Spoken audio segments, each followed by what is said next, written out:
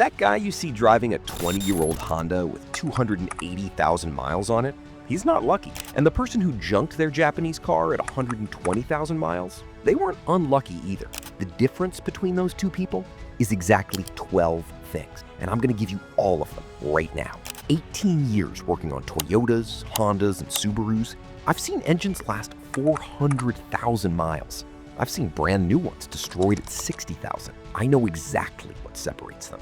No dealership tricks, no expensive tools, just the truth. Let's get into it. Step 1.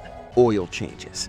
Your owner's manual says 10,000 miles? Stop listening to it. I've opened engines from owners who followed that schedule perfectly and found black sludge caked inside like tar.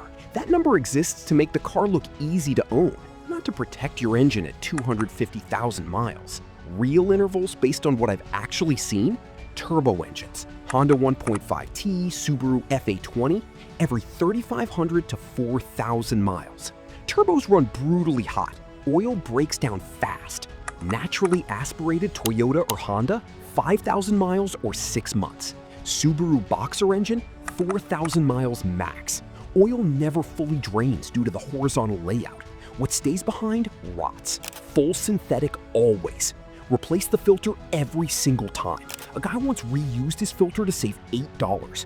His engine died at 90,000 miles. $7,000 repair bill. Oil change, $50.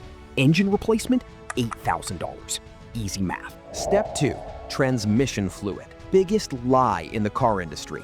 Lifetime means it survives the warranty period. That's it. After that, you're on your own. Toyota automatics. Change every 60,000 miles. Toyota WS fluid only. Generic ATF destroys valve bodies. I've seen it. Honda CVTs, every 30 to 40,000 miles. Honda CVTs are the most fragile transmissions I work on. Almost every failed one I've seen had fluid that was never changed. Not once. Subaru CVTs, every 30,000 miles. No exceptions. Do a drain and fill, not a full flush. A flush dislodges debris that clogs valves and causes instant shifting problems. Drain and fill, $175. New CVT, $5,500. You decide. Step 3. Coolant. After 5 years or 50,000 miles, coolant stops protecting and starts attacking. It turns acidic. That acid eats gaskets, corrodes seals, and destroys aluminum surfaces, while you drive around thinking everything is fine.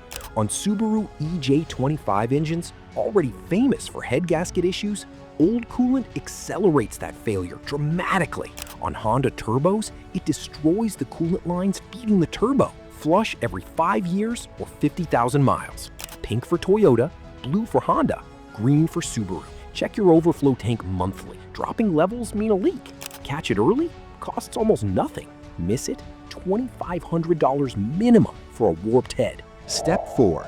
Brake and power steering fluid. Two fluids almost everyone forgets until something fails. Brake fluid absorbs moisture from the air over time. That moisture corrodes ABS sensors, rots brake lines, and destroys calipers from the inside. Change it every 3 to 5 years. .3 or .4. Never mix them.